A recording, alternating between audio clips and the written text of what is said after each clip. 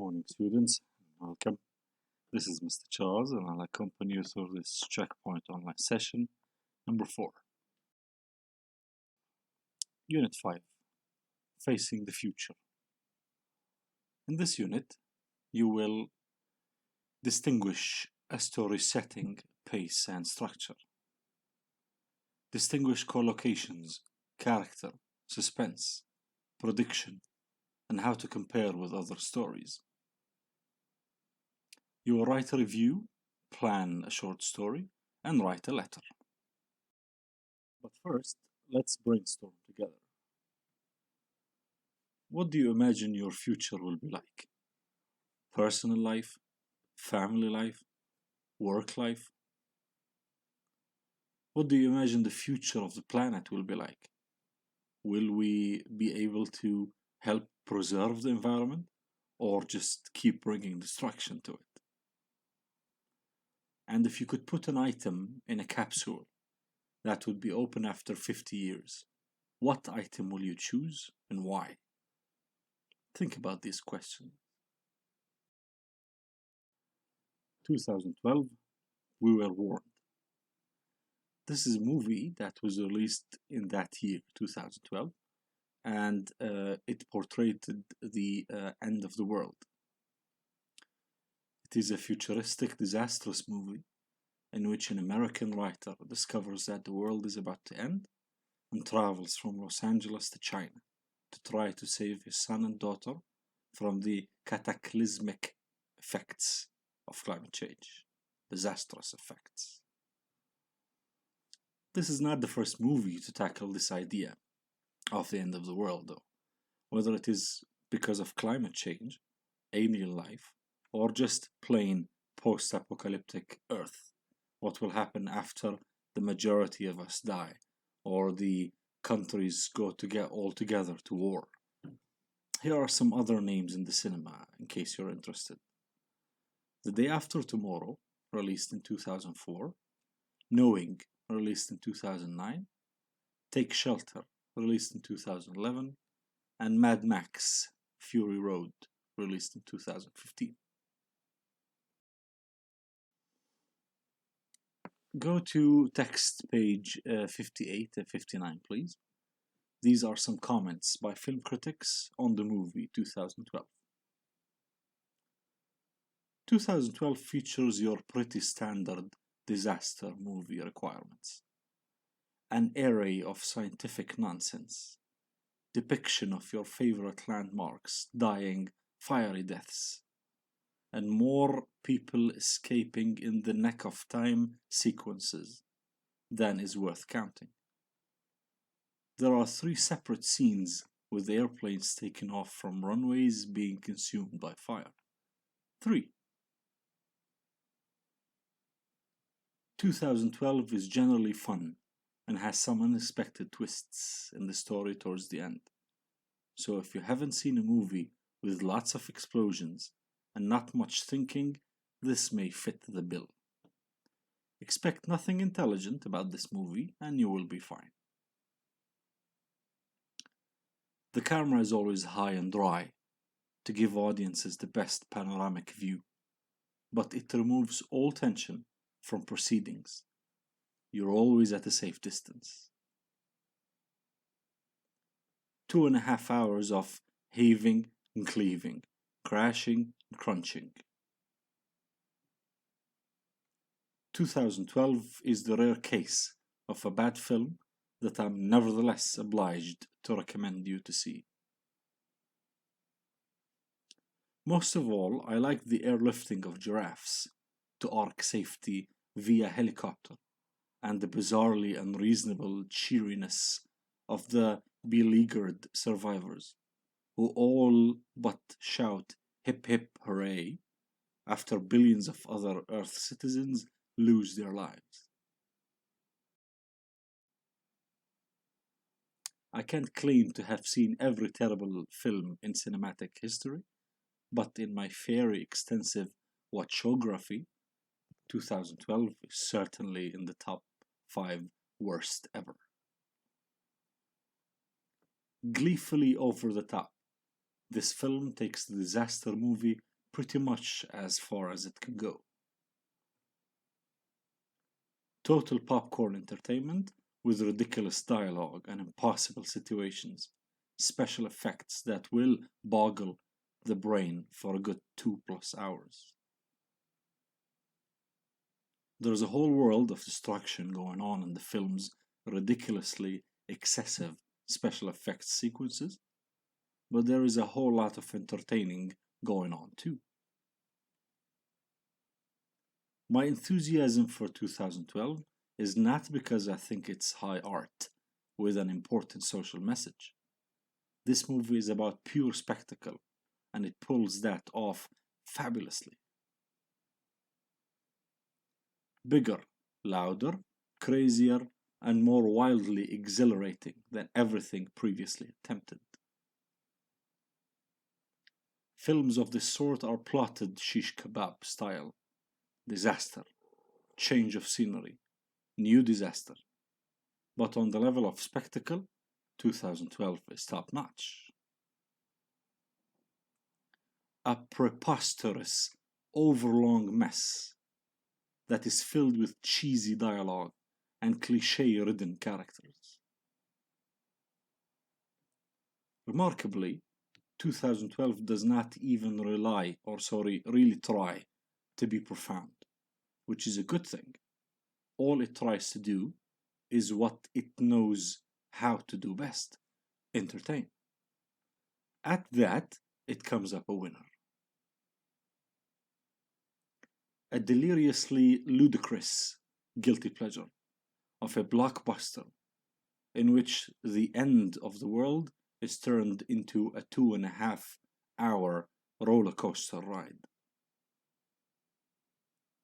It's easy to scoff at the over-reliance of CGI in the contemporary cinema, but for a film like this, it's part and parcel of the whole, and computer-generated effects have never before been used as spectacularly.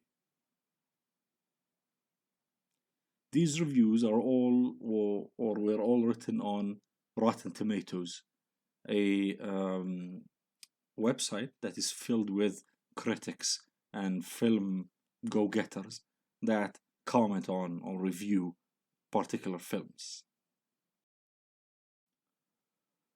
Style analysis. First, vocabulary. Difficult vocabulary and its synonym, and we'll talk about the colloquial ones as well. Array means collection. Cleaving, rescuing. Heaving, lifting. Beleaguered, sieged, put under forced residency. To boggle, which is a colloquial word used in, let's say, an informal style, it means wonder. Gleefully, joyfully. Preposterous, illogical. Cheesy is also a colloquial word.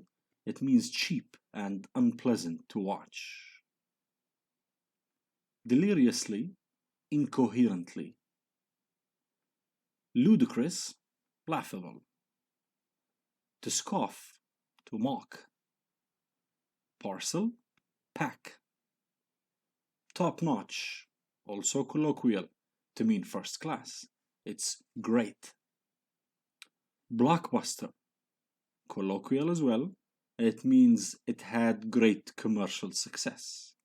Commercial. Over the top, also colloquial, to mean too much. And profound means deep.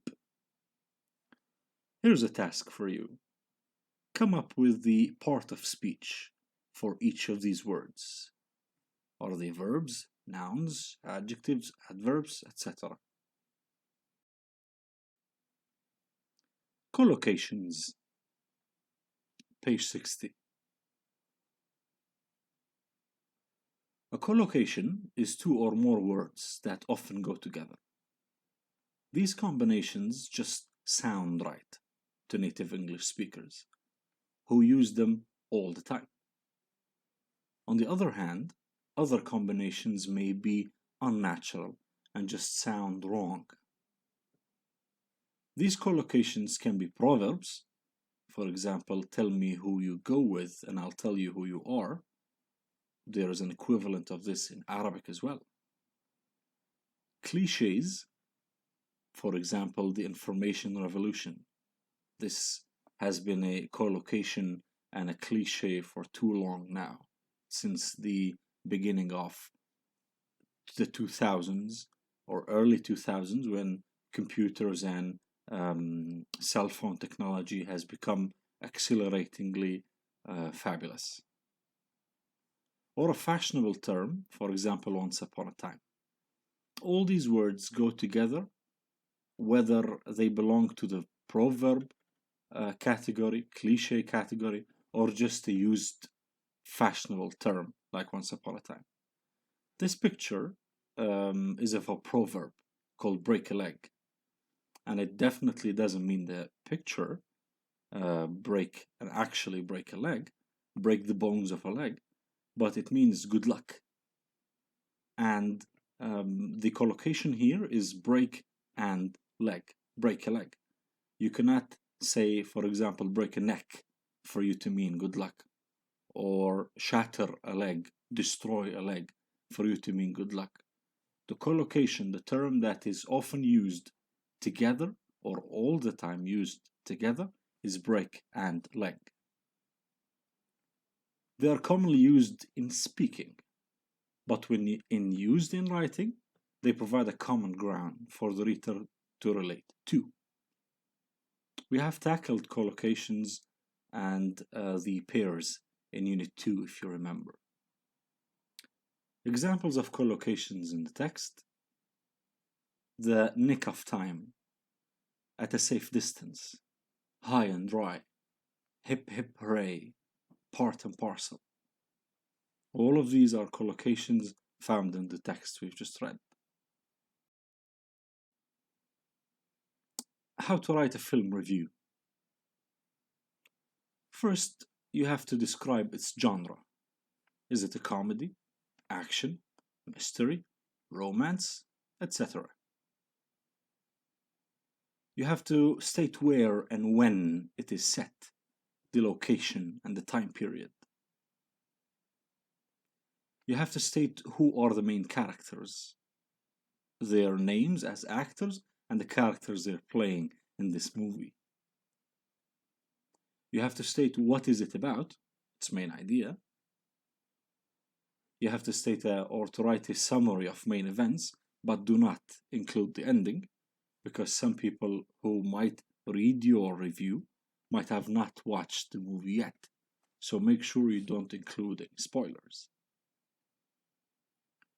The film review is a kind of argumentative writing. So as we mentioned earlier, in argumentative writing, you have to mention the counterpoint first, or the counterpoints in this case, and then move to a longer piece of your stance, of your belief. But don't forget not to be biased. Recommendation, whether we should watch it or not. Let's look at an example.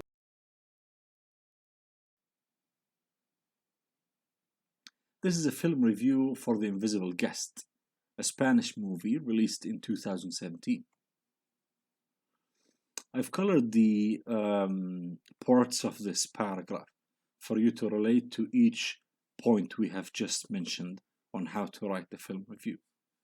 So first, we have to stated here, The Invisible Guest is a Spanish crime mystery set in modern-day Europe. It stars Mario Casa as Adrian Doria and Barbara Linney as Laura.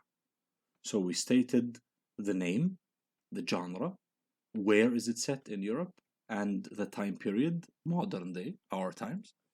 We stated the characters, the main characters, Adrian Doria and Laura, and they are played by the stars Mario Casa and Barbara Linney.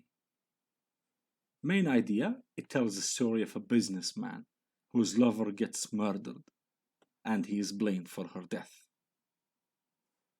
Opening, main events, it opens with a detective whom Adrian hires to acquit him. He tells her the story of what happened, but she has her reasons and pieces of evidence to disbelieve him. And then argument about the what's good and what's bad about the movie. The movie's language is Spanish, so if you're an English speaker, you might lose some of the interest and or thrill. But you may maintain English subtitles and you're good to go. But the plot is exquisite, and its tying at the end is both satisfactory and just. Also, past characters' beliefs and points of view will keep you on the edge of your seat while being revealed. You see how the counterpoint, we begin with it, we make it relatively shorter than the point, than the one that you support after it.